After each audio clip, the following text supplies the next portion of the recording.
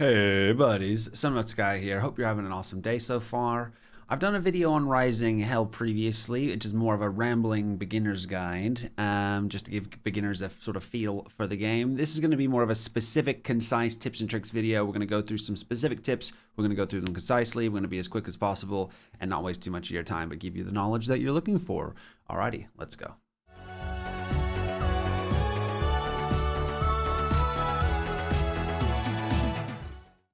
Just a disclaimer, a couple of these tips will probably overlap from the beginner's tips and tricks. I think they're still relevant here. If someone just watched that one, I wanted to have them have that information. If someone just watched this one, I want them to have that information. So if you've watched both, apologies, there will be small amounts of overlap, but this video is going to be very nice and concise for you. So my first tip is actually not to do with the game itself per se. Listen to Doom music while you play this. I was listening to Doom music while I play this and it pumped me up and I was really enjoying myself. Slap on some Doom music, have some fun with it. So you're probably aware of what Blight is, but just in case you're not, Blight is the currency that is attached to your account overall in between the runs that you do. So you have a currency in-game, red souls, which allows you to purchase in-game perks when in individual runs, and Blight is what allows you to upgrade or purchase things outside of runs to improve your next and future runs, if that makes sense. Blight is very good to get a farm up as much as you can at first, so you can unlock all the things that you want to unlock, all the characters, all the different relics, etc., etc., etc. Now, when you complete a run, you'll be given a certain amount of experience, and that experience will allow you to progress through this chain of unlockables so that you can unlock new relics, new bits and pieces, or maybe just bonus Blight, whatever the case may be.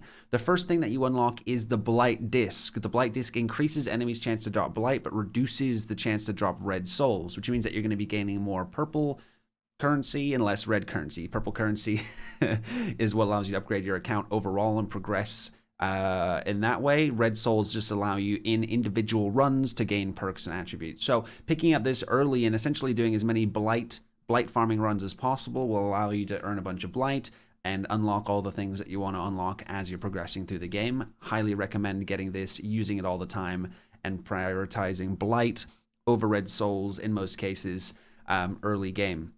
With that, there's another tip. We're kind of starting straight from the beginning to the end. When you complete one of your individual runs, when you defeat a boss, any of the bosses on any individual runs to progress from stage 1 to stage 2 of your run, or 2 to 3, etc., you will be given the opportunity to choose life, red souls, or blight. In the early stages of the game, I would pick blight every time because by getting more blight allows you to unlock more stuff. The more stuff you have unlocked, the more you can progress through the game. And then once you're on later runs, then you can pick up the red souls to allow you to get more perks and upgrades, or you can pick up the health to allow you to sustain if you are in a dire health situation when you get to that point.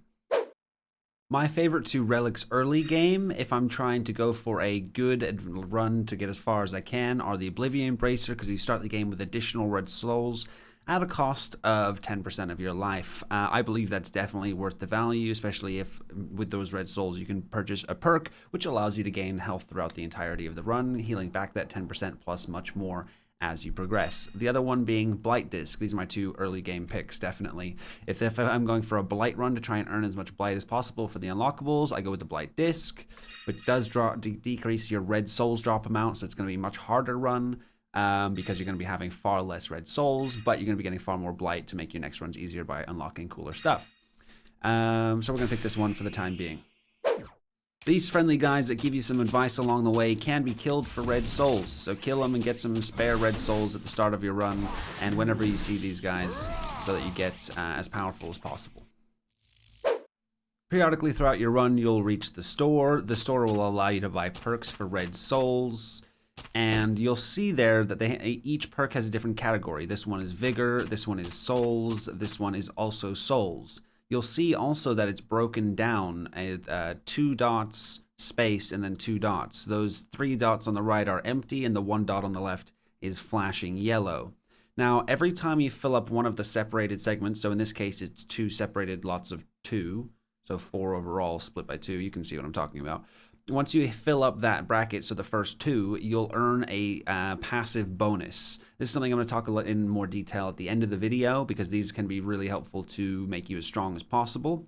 And in the store, you can purchase 1 item here, but you can also rotate these items. You can reroll the items for Blight. I would not do this early game because you don't want to be wasting your Blight. You want to be spending those on upgrades. Early game, I would just ignore this and roll with what you've got for the time being. The perks that you want to keep an eye out for, particularly our early game, are ones that are going to help you gain more red souls, or ones that are going to have a stackable bonus. So as an example, sometimes you can get a perk here which gives you a damage bonus, a small percentage damage bonus per 100 souls that you gain throughout the rest of the run. So you gain 500 souls. If it's 2%, you gain 500 souls. You gain a 10% additional damage throughout the entirety of that run. So that's going to stack throughout the whole run. So obviously the earlier you pick that up, the best. In fact, for these stacking ones, if you see it, I would prioritize that immediately. The sooner the better, right? Otherwise, I would pick up ones that give you additional red souls. As here, we get every third enemy's kill drop 50% more red souls. So we're going to pick that up. Early game, you're going to also want to get as many red souls as possible. So instead of rushing through the levels, you're going to want to kill as many things as possible and get all of the red souls from absolutely everything. So here we've got a Vault of Avarice. We're going to go in here because the Vault of Avarice is like a little bonus challenge room, which is going to give us additional souls. But on top of that, we're going to... No, I went through. Okay, so what we wanted to do there, right, is we wanted to kill the things in that area so that we get the red souls for them and then go into the Vault of Avarice. Unfortunately, our jump attack, and that's maybe something that another tip that we can be aware of. If you jump on something, you meet something while you're in the air, you will do your uppercut attack, and it will kill them, but it will also yeet you upwards. You don't need to attack when you jump on them. Just literally the action of jumping on them will do that attack and yeet you upwards a little bit. So if you're in a circumstance like I was just there and you're wanting to kill things but then go back down to go into a Vault of Avarice or a Trickster Treasury as an example, then you want to be aware that you can eat yourself up passwords and you can't go down. So now that I'm here, I can't go down. Also, I wanted to show you this relic guy down here, the guy floating at the bottom of the screen, which he's floated down away now, so we'll show you that when we find another one. Okay, so here we have a Vault of Avarice. A Vault of Avarice is a challenge room, essentially. Usually we go in there and we're going to be facing some sort of challenge.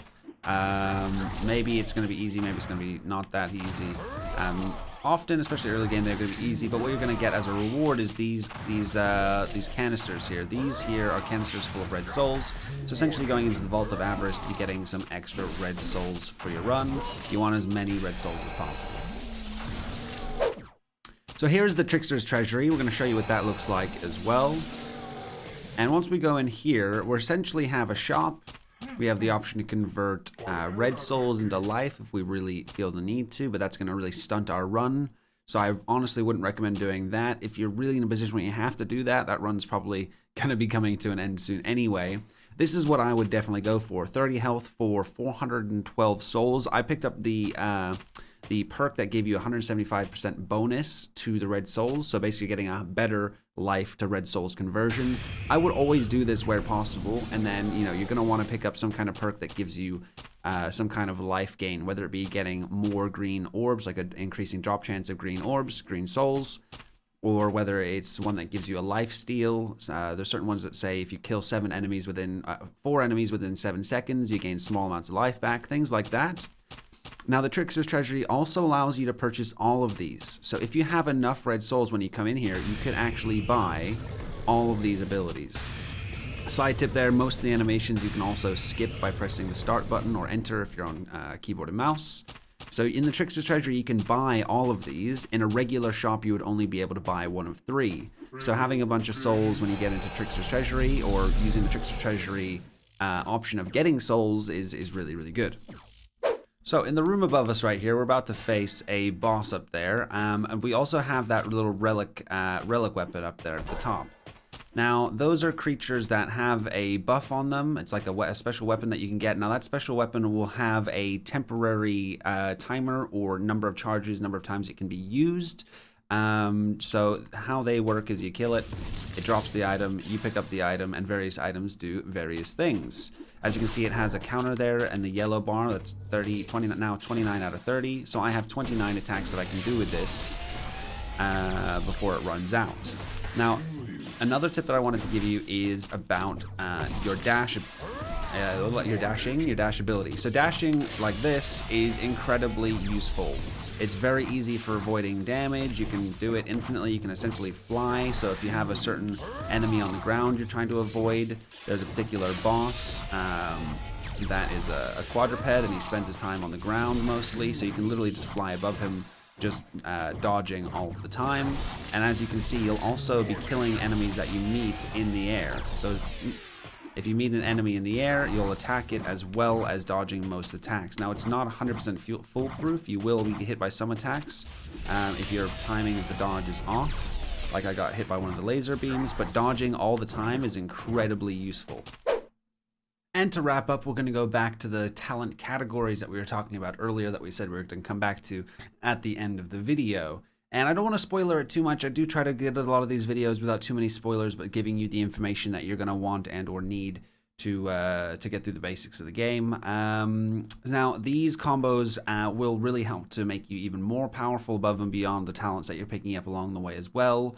And picking the right combination of these talent categories might be the difference between you completing the game and or not completing the game. So they're broken down as follows. You know, the ability type talents will hold the power of resurrection. So you get a combination of talents within a single category. You gain additional bonuses. On screen, you can see the one for Vigor as an example. Increase max life by 25 once you've gotten that first two within the category. And then once you've gotten the next two, there it says 3, but I think it's changed since then. You have your arsenals, which improves the power of artifacts. You have assault, which engulfs you with demonic strength. Durability, which increases your resistance to damage.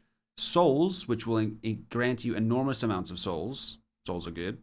And vigor, which will expand your life force. So filling in these categories of talents may be the difference between winning and losing. So if you have one talent that you like, but then you have one which you also kind of like, but the one you kind of like finishes a category for you and will give you that additional category bonus, it might be better to opt for the one which you like slightly less, but gives you more value because of the fact that you're getting that bonus, if that makes sense. Guys, if you enjoyed the video, give it a thumbs up. If you'd like to see more, consider subscribing. I go live on Twitch 5 days a week, every day except Monday and Friday, and it'd be great to see some of you guys there. Regardless, I hope you have an awesome rest of your day. Take care.